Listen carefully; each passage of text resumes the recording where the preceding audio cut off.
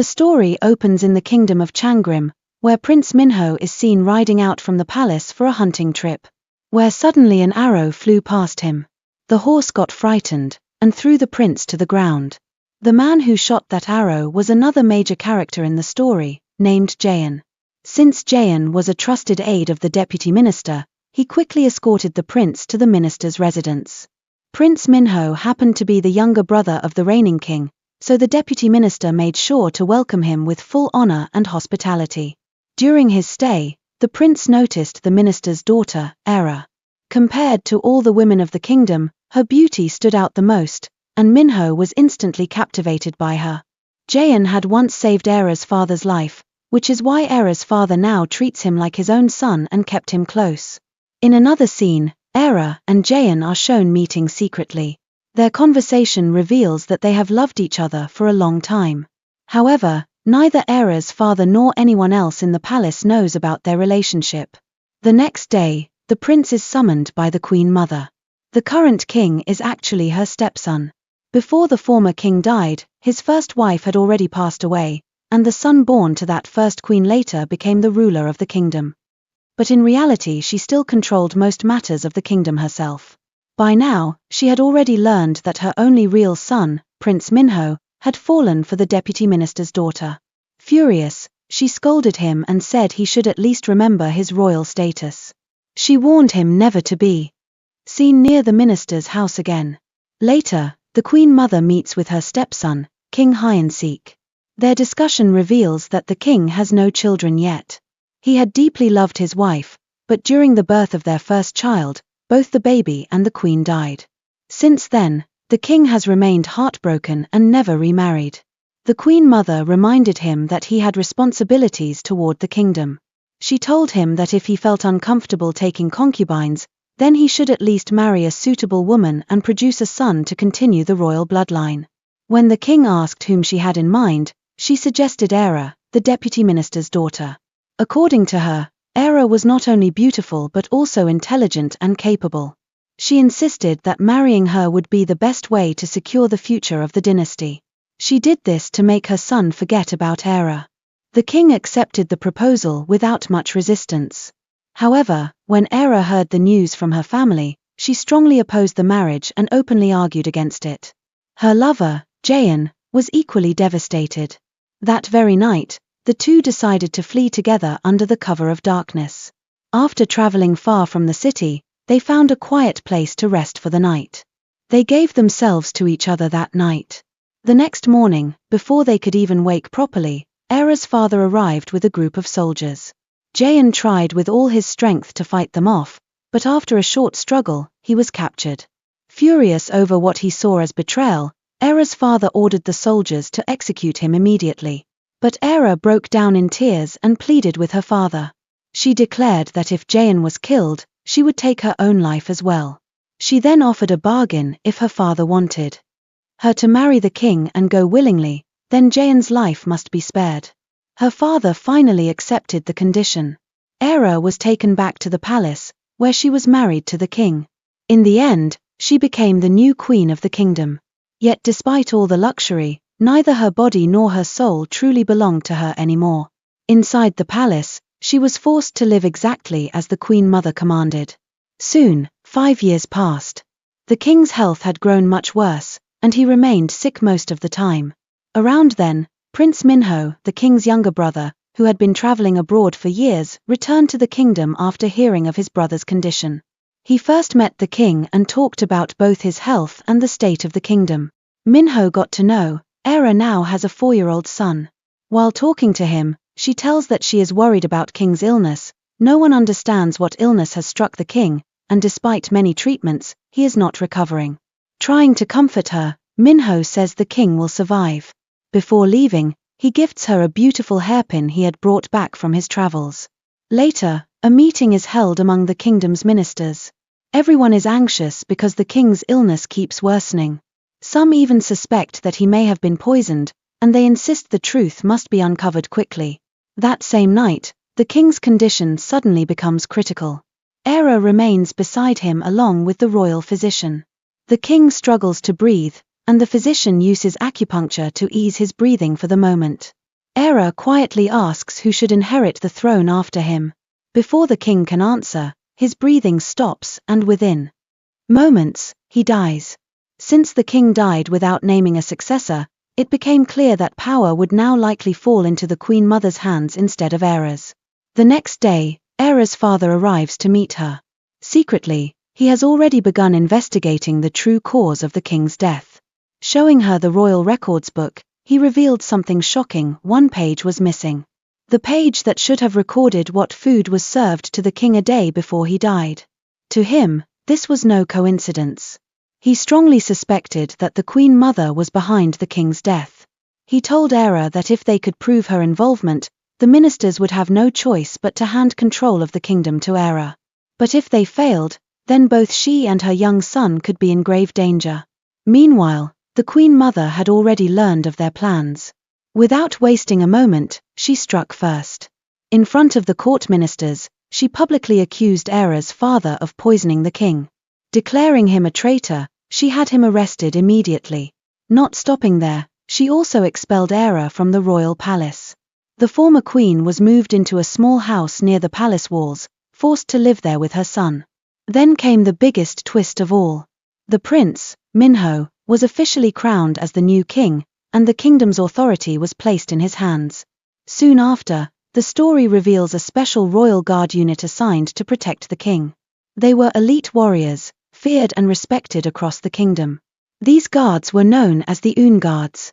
But among them stood one familiar face: Jayan.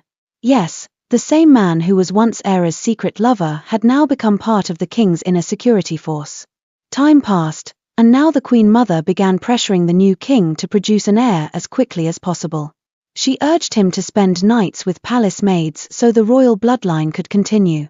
But the man who was once Prince Minho, and now sat on the throne, had only one woman in his heart: Era. Unable to care for anyone else, he would often stare longingly toward the small house where Era now lived in exile with her son.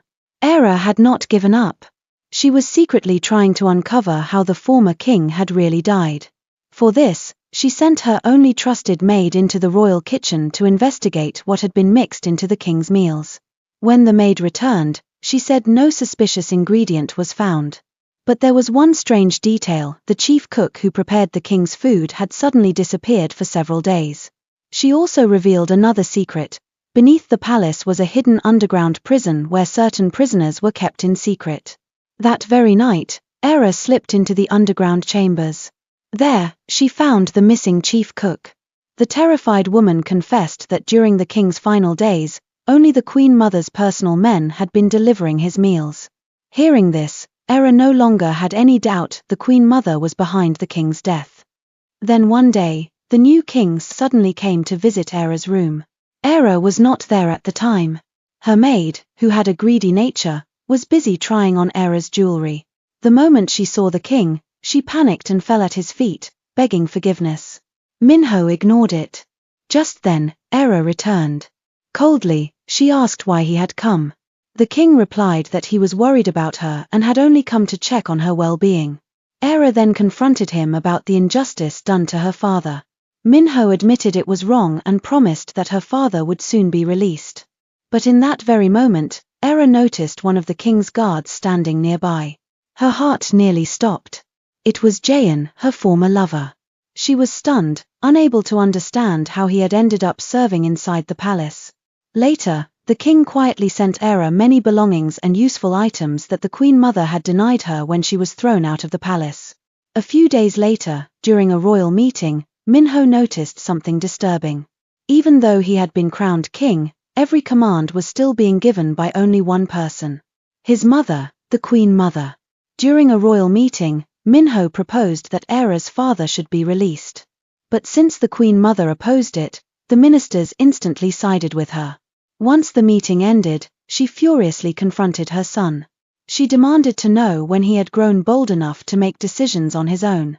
Minho, now deeply frustrated, finally spoke back. He said he had always done everything she asked, yet he still could not understand what she truly wanted. The queen mother answered coldly. She wanted only two things: he must stay away from Era, and he must never interfere in the decisions she made for the kingdom. Then we got no to know, What happened with Jayan in the past years? Because of Era's desperate pleading, Jayan's life had been spared after their failed escape. But Era's father made sure he paid a terrible price. As punishment, Jayan was brutally castrated. That was the reason he had later become part of the palace's elite guard force. One night, he suddenly opened his eyes and found someone standing before him. It was Era. She had secretly come to meet him. With tears in her eyes, she said she was grateful he was alive. She apologized for what her father had done and then begged for his help. She insisted her father was not a traitor and asked Jayan to help save him. But Jayan's pain had turned into hatred. He told her he could never forgive the man who destroyed his life. Without listening further, he ordered Era to leave at once. Because of his discipline and loyalty, Jayan slowly gained the king's trust. Before long, Minho promoted him as the leader of the Royal Guard unit. Then another devastating decision was announced. Era's father was to be executed. Minho knew one thing clearly: if Era's father died, then Era would never forgive him in this lifetime. Desperate, he once again pleaded with the queen mother to spare the man. But she rejected him coldly. The real shock came when Minho learned that the execution was happening that very day. With no time left, he immediately ordered Jayan to rush there and save Era's father. Jayan arrived at the execution site in time. But he made a different choice. Deliberately, he stood aside and watched as Era's father and his loyal men were slaughtered before his eyes. When Era heard the news, she collapsed in grief and cried uncontrollably. Minho wanted to go to her, to comfort her, to share her pain. But knowing he had failed to save her father, he did not have the courage to face her. A few days later, the Queen Mother held another private meeting with her advisors. They claimed that because of Era, the king had become distracted and careless in ruling. Their solution was simple: banish Era and her child from the kingdom forever. Deep inside, the Queen Mother wanted exactly that. But she feared Minho's anger, so for the moment, she refused. However, Minho had already sensed their conspiracy. The next day, he went to Era like a secret well-wisher and warned her that dangerous plans were being made against her. But Era felt nothing from his concern. Coldly, she told him that if possible, he should never come to see her again. Those words struck Minho harder than any sword. In anger and pain, he asked if she had any idea what he truly felt for her. He demanded to know why, even after understanding everything, she continued punishing him like this. But Era ignored his emotions and simply told him to leave.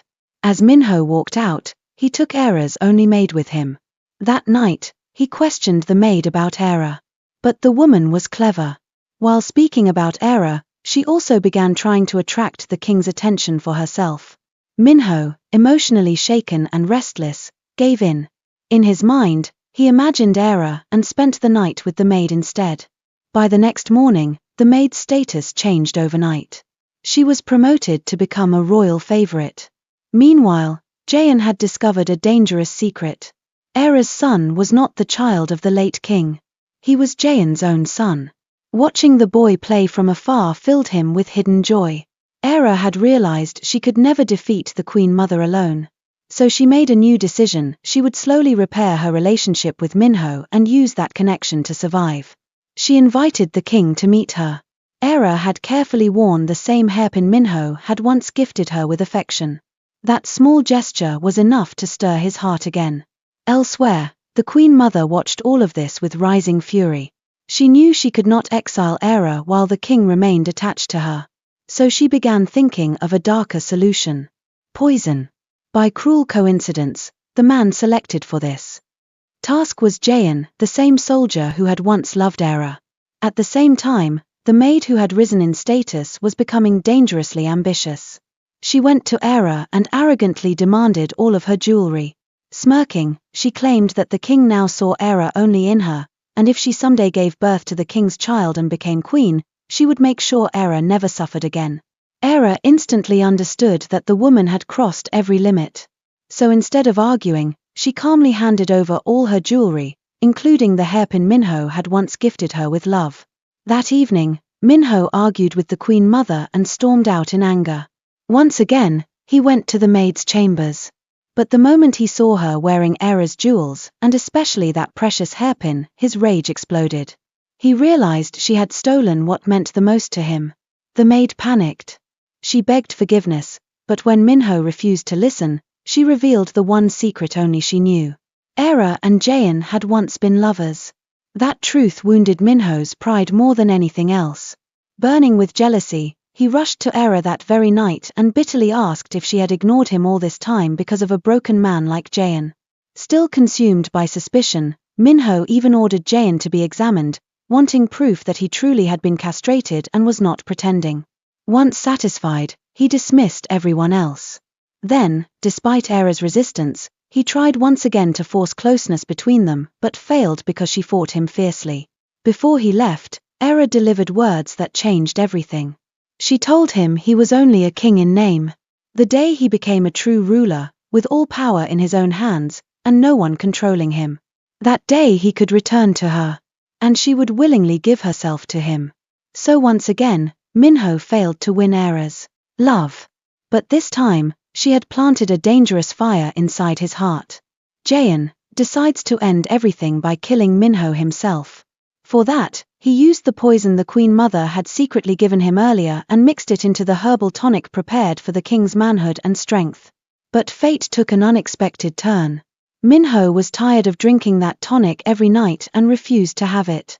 Instead, mocking Jaein, he said that since Jaein was no longer a man, the drink might not affect him anyway, but he should drink it tonight. Jaein had no choice. Moments after drinking it, he began vomiting blood. A royal physician was called immediately. Minho ordered that Jaein must be saved at any cost because he wanted to know who had tried to poison him. Meanwhile, the ambitious maid who dreamed of becoming queen made her next move. She secretly met the Queen Mother and revealed everything Era's past relationship with Jaein, and the shocking truth that Era's son was not the late king's child, but Jaein's son. The Queen Mother was delighted by this information. But she also realized the maid was becoming too dangerous. A woman who betrayed everyone could one day betray her too. So she quietly ordered her men to kill the maid. And just like that, the woman's clever games ended with her own death. Soon after, Minho ordered the arrest of several of the Queen Mother's trusted men. Furious, she confronted him and demanded to know what had happened to him. She said she had managed everything perfectly, so why was he suddenly interfering? Minho finally snapped. He asked if she expected him to remain her servant forever. Then he accused her of possibly trying to poison even him. The Queen Mother replied coldly that he was her own son. Why would she ever harm him? She insisted that everything she had ever done was only for him, to make Minho king. She then confessed a horrifying truth. For months, she had been slowly poisoning the former king so that the throne would become vacant and Minho's path to power would be clear. Those words shattered him. Minho screamed that he never wanted anything except Era. He said he had never imagined his own mother could be so cruel that she would murder her stepson just to place him on the throne. Realizing her carefully built game was collapsing, the Queen Mother made one final move. She ordered Era's death. But before her soldiers could reach Era, Minho sent his own trusted men and rescued her in time. Meanwhile, Jaein was dying from the poison. Even in his last moments, he wanted to do something for Era and their child. So before dying, he lied to Minho and claimed that it was the Queen Mother who had given him the poison to mix into the king's drink. After Jaein's death, the Queen Mother was arrested and thrown into prison. Her closest ally was executed. At last, all power truly came into Minho's hands. With the Queen Mother gone, every right and privilege taken from Ara was restored to her. Then Minho remembered Ara's promise. The day he became a true king, with all power in his own hands, he should come to her. That day had finally arrived. Filled with hope, Minho went to spend the night with Ara. Ara had already guessed he would come. She dressed herself beautifully, ready to welcome him. Soon after meeting, passion rose between them. Minho noticed she was wearing the same hairpin he had once gifted her long ago. As the night deepened and Minho became completely lost in the moment, Ara suddenly pulled the hairpin and drove it straight into his neck. Minho collapsed, dying in shock. And just like that, the king met the same fate as the others before him. Months later, the kingdom looked very different. Now all power rested in Ara's hands. She had become the new queen mother and ruler of the land. For the first time, she entered the royal court with her young son beside her. But then something unexpected happened. The child slipped from her hand, walked straight to the royal throne, and sat upon it. That single moment said everything. It hinted that Ara was slowly becoming just like the former queen mother. Perhaps she had killed Minho not only for revenge, but also to protect her son, the child of Jayan, and one day place him on the throne as king. And with that dark, twisted ending, this tale of love, betrayal, revenge, and power comes to an end.